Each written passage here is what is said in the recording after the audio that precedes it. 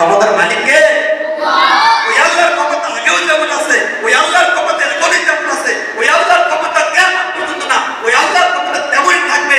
সারা দুনিয়ার মানুষ যদি আল্লাহর ইবাদত করে, আল্লাহর কোনো ক্ষমতা শান পারবে না। সারা দুনিয়ার মানুষ যদি আল্লাহর ইবাদতকে ছেড়ে দেয়, আল্লাহর শান কখনো কমবে না। আল্লাহ তাআলা দুনিয়ার সব কিছু দিয়ে দিয়েছেন, শুধু সে দেখুক, বুঝুক, বুঝে তার কর্ম অনুযায়ী রব্বুল আলামিন তাকে প্রতিদান দেন। আর দুনিয়ার কোনো ক্ষমতা নাই, নিজস্ব কোনো ক্ষমতা নেই, কোনো জিনিস ঢালিয়ে করে সরকার করে দেওয়া। শরীর ক্ষমতা কেটে ফেলা, শরীর ক্ষমতা কি? কোন জিনিসকে দ্বিখণ্ডিত করে ফেলা। কিন্তু হ্যাঁ, রবের হুকুম ছাড়া সে কোনো কিছু কাটতে পারে না। আল্লাহর হুকুম ছাড়া সে কোনো কিছু কাটতে পারে না। যার জ্বলন্ত প্রমাণ কুরআন কারীমের মধ্যে আল্লাহ সুবহানাহু ওয়া তাআলা হযরত ইব্রাহিম আলাইহিস সালাম, হযরত ইসমাঈল আলাইহিস সালামের মধ্যে নিয়েছেন। হযরত ইব্রাহিম আলাইহিস সালাম আল্লাহ তাআলার হুকুমে স্বপ্নের মধ্যে নিদর্শন দেখে যখন ইসমাঈল আলাইহিস সালামকে পাহাড়ের মধ্যে নিয়ে যান, যখন পাহাড়ের মধ্যে কোন এক স্থানে, নির্ধারিত স্থানে যখন তিনি সেখানে নিয়ে যান জবাই করবেন, যখন ছুরি চালায় তো ছুরি কাটে না। ছুরির কাজ কি? কেটে ফেলা। যখন ইসমাঈল আলাইহিস সালামের গলার মধ্যে ইব্রাহিম আলাইহিস সালাম পিতার সন্তানের গায়ে, সন্তানের গলার মধ্যে ছুরি চালায়, ছুরি কাটে না। একবার কাটে না, দুইবার চালায় তাও কাটে না, তিনবার চালায় কাটে না।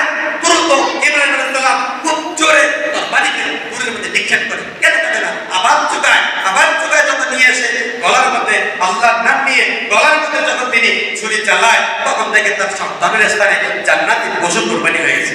সুবহানাল্লাহ। তাহলে আমার কথার উত্তর দেন, ছুরির কাজ কি? কেটে ফেলা। প্রথমবার চালায় কাটে না, দ্বিতীয়বার চালায় তাও কাটে না, তৃতীয়বার চালায় তাও কাটে না, চতুর্থবার চালায় তখন কাটলো। তখন ইসমাঈল আলাইহিস সালাম কাটলো না, ইসলাম যখন কুরবানি হলো না, ইসমাঈল আলাইহিস সালামের কুরবানির স্থানে জান্নাতে একটা দুম্বা কুরবানি হয়ে গেল। সুবহানাল্লাহ। ছুরি রবের কথা শুনে, কার কথা শুনে? রবের কথা শুনে। ইব্রাহিম আলাইহিস সালাম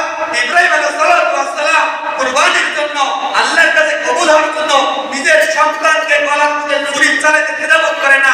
কিন্তু আফসোস লাগে, মুসলিম আমি, আমার সন্তান রোজা রাখতে চায়, আমি রোজা রাখতে দেই না। আমার সন্তান নামাজ পড়তে চায়, আমি নামাজ পড়তে দেই না। আমার সন্তান দাড়ি রাখতে চায়, আমি দাড়ি রাখতে দেই না। আফসোস লাগে, মুসলিমদের ধ্বংস হয়ে যায় এইভাবে, যখন সে আল্লাহর স্থানে, আল্লাহর মহব্বতের স্থানে, নবীর শানের স্থানে, নবীর মহব্বতের স্থানে যখন সে নিজের স্থানকে বেশি প্রাধান্য দেয়, তখন তার কাছ থেকে তার সন্তান, তার কাছ থেকে দিন থেকে বহির্ভূত হয়ে যায়, তার কাছ থেকে তার সন্তান দিন থেকে দূরে চলে যায়, তার কাছ থেকে তার সন্তানটা আল্লাহ বিমুখ হয়ে যায়, রসুল বিমুখ হয়ে যায়। কিছুদিন পর তার সন্তান তার পিতা মাতাকে মারতে চায়। বলে ঠিক না?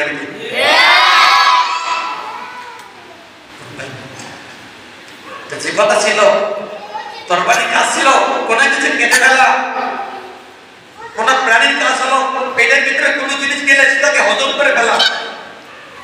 নমরুদ যখন শুলিতে চড়া,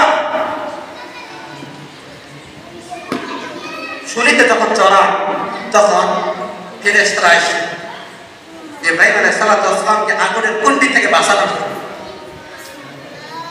তখন ফেরেশতাকে জিজ্ঞাসা করে, তোমরা কার হুকুমে আসো, কেন আসো? আপনাকে আগুন থেকে হেফাজত করবে। তখন তিনি বলে, আল্লাহ কি আমাকে দেখতেছে? কাহা আল্লাহ দেখতেছে? হাসবুনাল্লাহু ওয়া নি'মাল ওয়াকিল, নি'মাল মাওলা ওয়া নি'মান নাসীর। সে বলে, দেখো, যদি আমার রব আমাকে দেখেই থাকে, আল্লাহই আমার জন্য যথেষ্ট, আমাকে হেফাজত করবে। যখন আগুনের মধ্যে দিলেন, নমরুদ সে আগুনকে এতটুকুই এমন ভাবে প্রস্তুত করেছিল, 2 কিলোমিটার উপরে ডানে বায়ে কোনো পাখি উড়ে যেতে পারতো না। 2 কিলোমিটারের মধ্যে যদি কোনো পাখি উড়ে যেত, সে আগুনের মধ্যে পড়ে যেত। কি পরিমাণ আগুনের উত্তাপ ছিল, কর্কর শব্দ ছিল, আগুনের তাপ ছিল। সে আগুনের মধ্যে যখন ইব্রাহিম আলাইহিস সালামকে আগুনের মধ্যে নিক্ষেপ করে, 2 দিন না, 10 দিন না, 15 দিন না, 20 দিন না, 40 দিন যাব। কয়দিন? 40 দিন যাব আগুনের মধ্যে ছিল, রাতে ছিল, দিনে ছিল। হাতের মধ্যে যে রশি ছিল, এই রশিকে আগুন জ্বলে পুরো ভস্ম করে দিয়েছে। অথচ ইব্রাহিম আলাইহিস সালামের গায়ে একটা পশম পর্যন্ত আগুন করতে পারে না।